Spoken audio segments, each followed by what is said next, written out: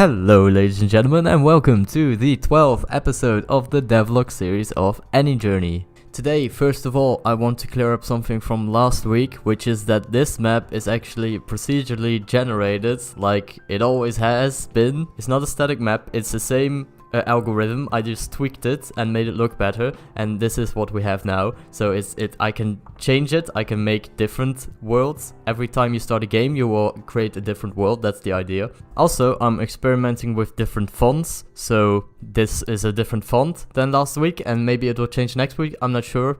But I want to make the text more readable and stuff, so, you know. This update is called the Taverns update, so let's talk about taverns. If we go to a city or a town and you enter it, you now go into a tavern. And they are very simple, so don't expect much.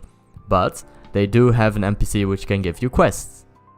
So I know this looks a little bit empty, that's because I didn't add a lot of tavern furniture yet. I do have a bench and a small table with 2 chairs. I don't think you can see any of them in here. Doesn't matter. There are some new NPCs walking around. Enemies now aren't just enemies, they can also be friendlies. So, and you can talk to them. And now you can talk to them and they will tell you some standard tavern dweller dialogue. And I can add some fun conversations in here. So now when we talk to this guard, you will see a dialogue box appearing at the bottom, and the portrait right now is a missing texture because I didn't add portraits yet, which I will add once we are doing character generation or character creation, because then it's easier for me to work on. And you have options, dialogue options, so if I ask him, do you have any bounty quests, there are no, but oh, that's that's unfortunate. Oh no. Okay, it cuts to someone who does have quests. Here we have a town guard that does have a quest. We followed a group of bandits back to a nearby cave. The Thezon Republic wants you to go to Eldred Cave and eliminate the bandit leader there. You will be rewarded greatly. So, do you think you're up for this quest, civilian? And then yes or no? Yes. May the gods guide you on your quest. Clear out Eldred Cave was added to your quest. So now, there are also some NPCs in this tavern. They have a little bit of idle behavior and you can talk to them.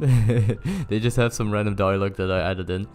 But if we exit this tavern and we have this little button in the left bottom corner and we press on it, you can see just a little menu that tells you your quest. It doesn't say much because I have other plans for the quest menu, and it's a different style because I'm experimenting with different styles of menus and different fonts.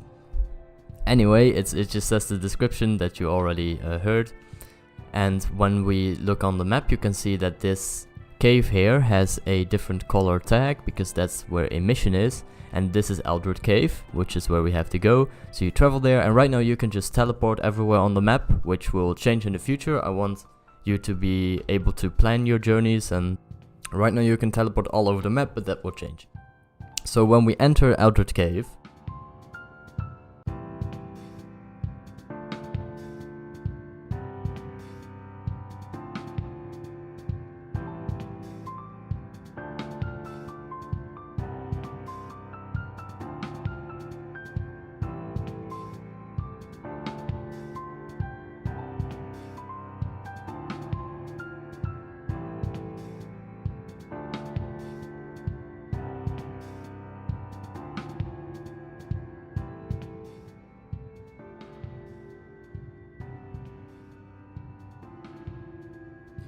so here we go, we completed the quest because we killed the boss, which was the objective of the quest.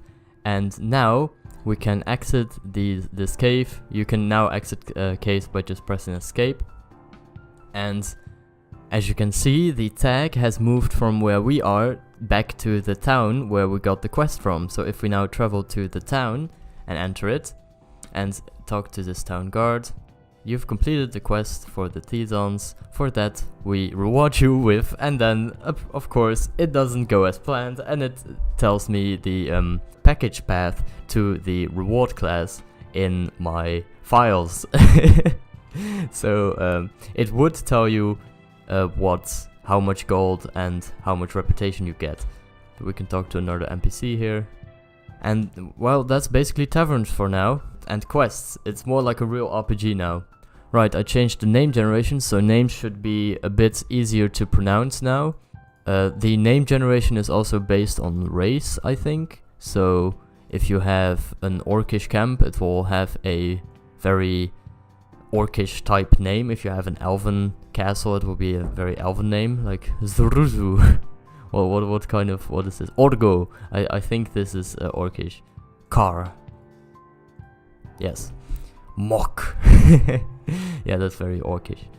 Anyway, we can talk about the improvements of castles. If you now enter a castle, which there isn't much to do in a castle, but right now I just added some soldier NPCs. So if you can talk to soldiers and they just say hello. And there's new armor. I have added some gold-plated armor. They are worn by the city guard, so you can identify them more easily. And I want to add more armor to give a bit more variation in the world. Also, the soldiers are not naked anymore, which they were last week. That has been fixed. So yeah, that's been pretty much it for this week. I will continue working on the world for next week, and I want to start adding a main menu where you can start a new game, where you can load games, save games, where you can create your character, because we've been called Sir Barristan the Afflicted, I think since day 1, so that will change. Once we have that, it almost looks like a real game, and we can make the progression better, the leveling. At some point you will get a download, at some point we will enter beta and you will get a download. Until then, I'll see you next week. Thank you for liking, subscribing and commenting, and goodbye!